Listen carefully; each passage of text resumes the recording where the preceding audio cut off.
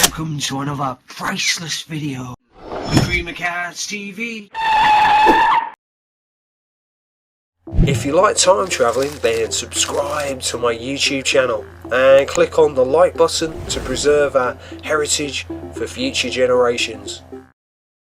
What is the $5 billion question? What is money? Money isn't everything, but you'd certainly struggle without it. And now it's morphed into something that doesn't even physically exist anymore. While some towns and cities seem to be going in the complete opposite direction by issuing their own regional paper currencies to encourage people to buy more local produce and promote more robust regional economies during times of global uncertainty.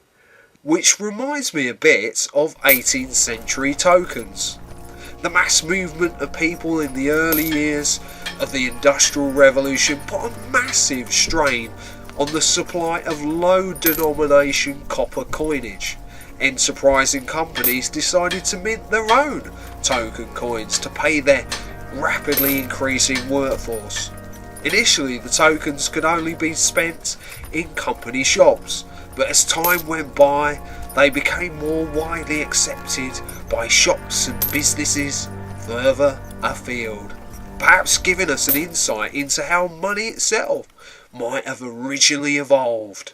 What better way to discuss the history of money, the cornerstone of trade, than with these more than 100-year-old trade cards that were given away for free with everyday consumables such as chocolate, tea, soap and cigarettes.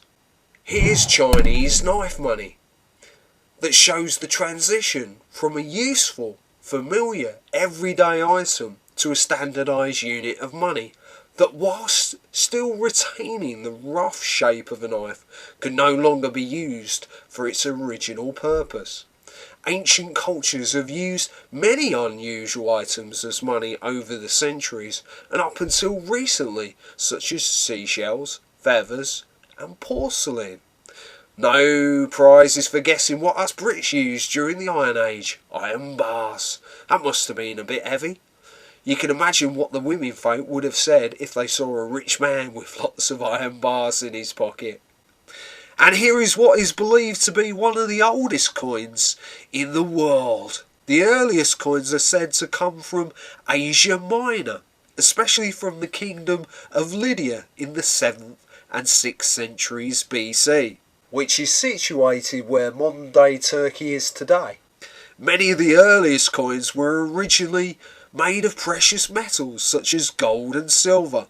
So if the currency became obsolete, you could have at least melted them down and sold them as scrap. In fact, many legal tender coins, up until quite recently, still had a certain amount of silver in them, but are now mostly made of cheap alloy. Of course, the early Egyptians used barley and grains as currency, so you could have at least eaten them if you were dying of hunger. As with the tokens mentioned earlier, some of the most interesting coins were issued during times of change and conflict. This card features 3 examples of castle siege money, one of which was issued on a silver spoonhead. Paper money is said to have originated from 7th century China. Banknotes started out as IOUs, basically a promise to pay someone in precious metals on presenting the note.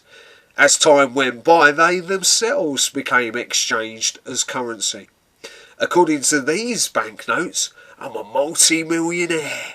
But of course these were issued during times of hyperinflation in the respective countries, when too much money was printed, reducing confidence in the currency, which meant that you needed millions just to buy simple things like a bottle of milk or a loaf of bread.